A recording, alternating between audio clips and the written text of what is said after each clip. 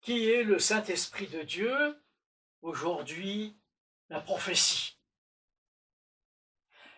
Je voudrais faire remarquer que très souvent, rarement, dans les églises, il y a une explication, alors déjà du fruit de l'esprit, mais les dons ne sont quasiment jamais expliqués, même dans les milieux qui s'en disent les détenteurs. La prophétie. Pourquoi dans les Romains, chapitre 12, dans 1 Corinthiens chapitre 12 à deux reprises, pourquoi dans Éphésiens 4 verset 11 est-il question de la prophétie? Vous êtes-vous posé la question? Je crois la prophétie fondamentale pour l'Église, pour bâtir l'Église dans toutes ses composantes.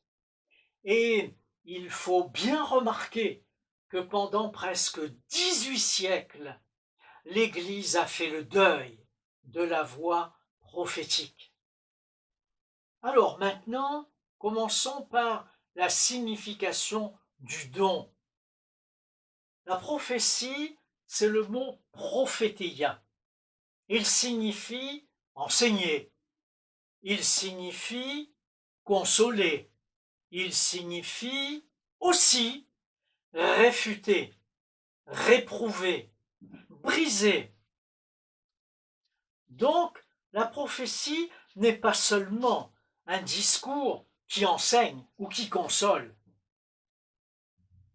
Imprégné de l'amour de Dieu, le prophète, dispose de toutes ces significations mentionnées pour œuvrer dans les buts qui sont assignés. 3 buts sont assignés: édifier, exhorter, consoler. 2 d'entre eux ne posent aucun problème, mais c'est le premier. Le premier, édifier, signifie bâtir. Pas de souci là-dessus. Mais réparer, remettre en état, amener la croissance dans la sagesse et la piété. Et ce terme est beaucoup utilisé dans 1 Corinthiens 14 pour édifier l'Église. Ensuite, l'exhortation, c'est un appel, une supplication, ou encore un encouragement, parfois, plus rarement, un avertissement.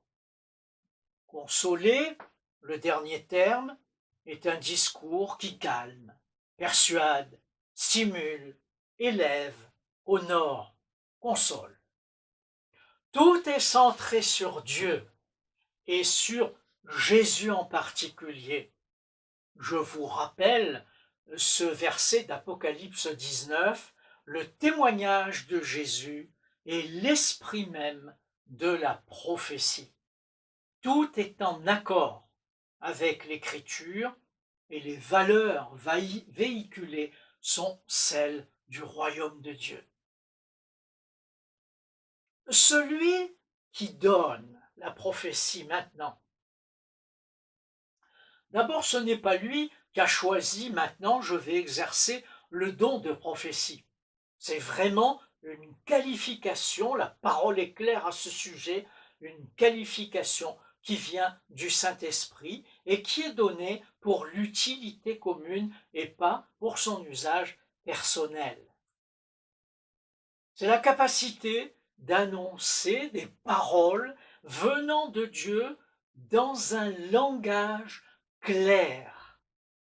Celles-ci ne viennent pas de l'intelligence humaine, de la personne, de son raisonnement, ou parce que la personne connaît précisément des situations. Non. Elle révèle des faits cachés. Elle explique des situations inconnues. Elle encourage à la transformation. D'une certaine manière, la prophétie est un esprit de révélation.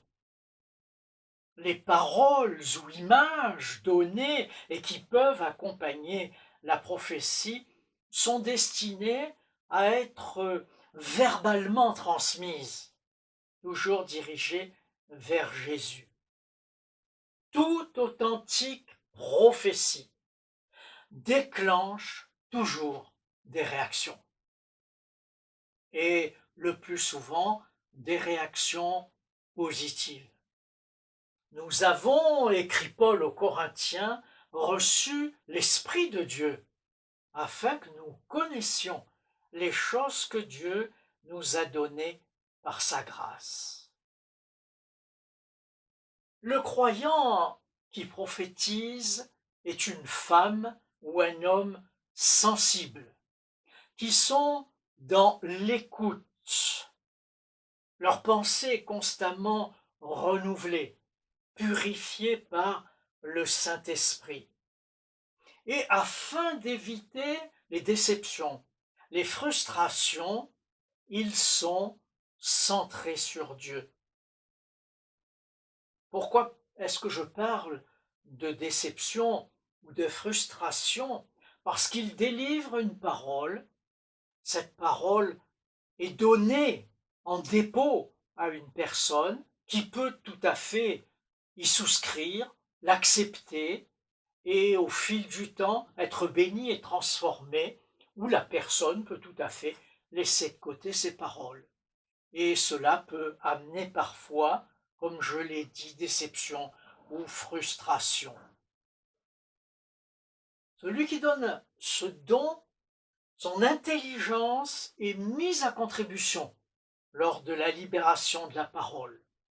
Ça veut dire que celui qui exerce le don de prophétie reçoit à la fois une révélation et il est chargé d'une transmission. Parfois d'ailleurs, il l'exerce inconsciemment. L'authentique prophétie peut déranger, mais le succès de celui qui l'exerce est dans son obéissance personnelle, non dans la performance. La pratique du don maintenant. Elle est précisée au chapitre 14 de la première lettre aux Corinthiens. Il y a presque une dizaine de versets qui précisent cette pratique.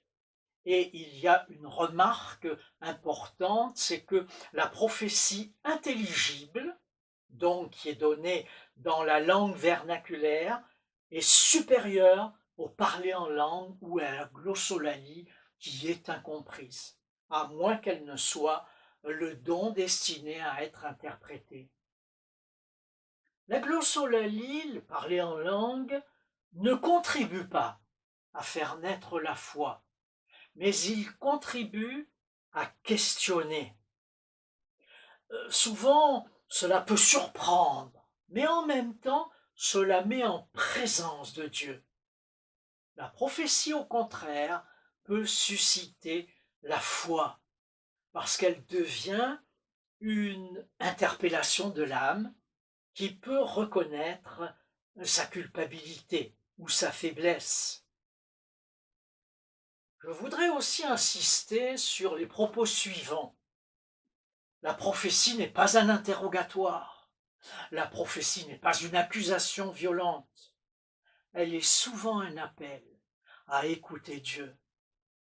Elle n'est pas discriminatoire entre croyants et non-croyants. 1 Corinthiens 14, 3. La prophétie peut être adressée individuellement ou collectivement. Et notamment dans une église correctement organisée, les esprits des prophètes restent soumis aux prophètes, c'est-à-dire qu'ils peuvent invalider une parole. Aujourd'hui, certaines églises adoptent une attitude timorée, un langage mièvre dans ce domaine. Leur prétexte, ne pas choquer. Repentance, pardon, péché et d'autres termes sont désormais volontairement proscrit. Et s'il figure dans la prophétie, alors elle est rejetée. Et elle devient, à mes yeux, un discours humain de peu d'intérêt. Et c'est oublier ce verset d'1 Corinthiens 14, 24. Si tous prophétisent et qu'il survienne quelques non-croyants, il est convaincu par tous, jugé par tous, les secrets de son cœur sont dévoilés, de telle sorte que, tombant sur sa face, il adorera Dieu. Je voudrais arriver à un autre point. La prophétie, la palette prophétique, a des formes multiples et adaptées. Elle s'avère donc très variée. D'abord, ci-dessus, de manière un peu implicite, j'ai évoqué la parole privée. C'est une forme courante de la prophétie qui demande parfois, pour celui qui l'exerce, une adaptation au temps et au lieu. La prophétie peut interpeller une personne, toujours dans l'amour divin et pour la gloire de Dieu. Elle valorise la personne et son potentiel. Il peut y avoir de la fermeté, mais parce qu'elle est portée par l'autorité christique déposée dans le croyant, alors ces paroles justes vont être efficaces et bénissantes. Un deuxième aspect, une deuxième forme se lit dans l'évangile de Jean. Au chapitre 4, par exemple, Jésus en présence de cette femme samaritaine, c'est la présentation d'un entretien prophétique entre Jésus et cette femme avec une progression par paliers.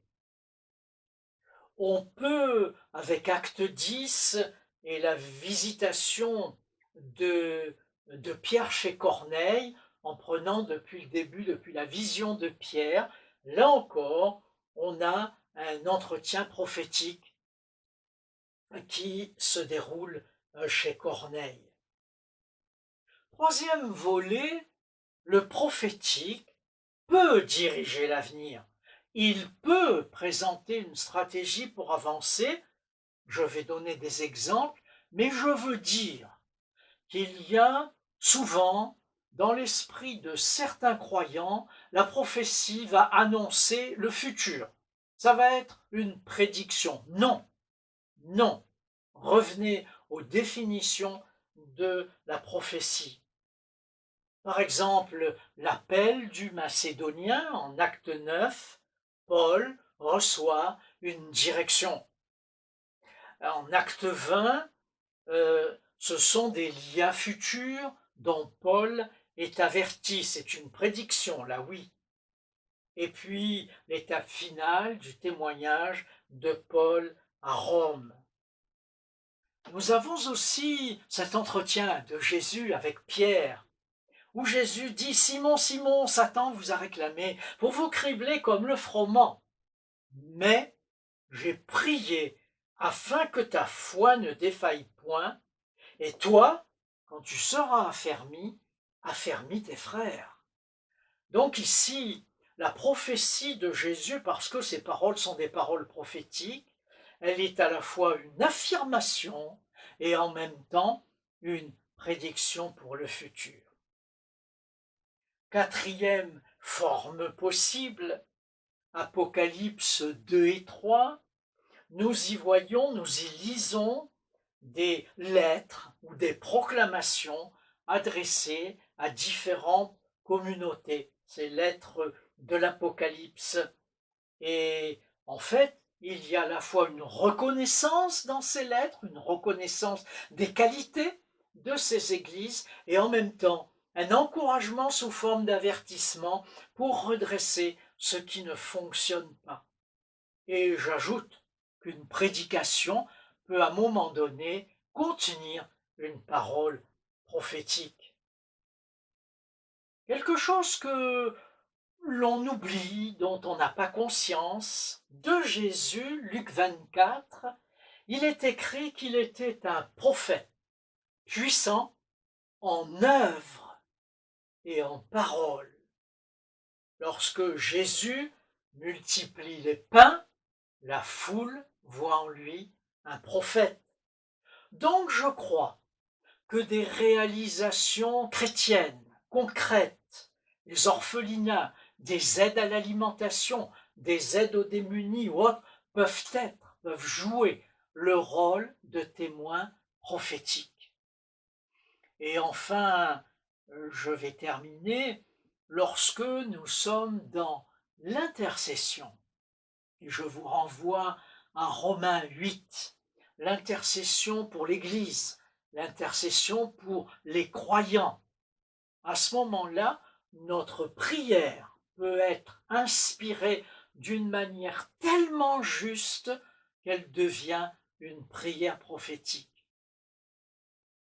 Donc, l'exerçant de la prophétie, c'est à la fois un auditeur, un orateur, centré sur les paroles qu'il reçoit.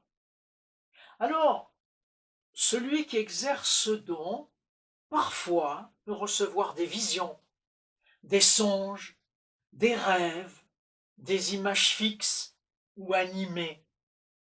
Acte 9 montre le dialogue entre Jésus et un disciple, Ananias. Il reçoit une direction dans une vision avec des paroles pour un certain Saul de Tarse, devenu l'apôtre Paul. Ailleurs, je l'ai déjà évoqué, c'est Pierre, acte 9, 10, il reçoit une image qu'il refuse au départ, mais en dialoguant, il finit par en comprendre le vrai sens, se lève et se rend chez Corneille, un centenier non juif. Et je conclus, la parole prophétique a une puissance de transformation lorsqu'elle vient vraiment du Saint-Esprit. Dieu vous bénisse.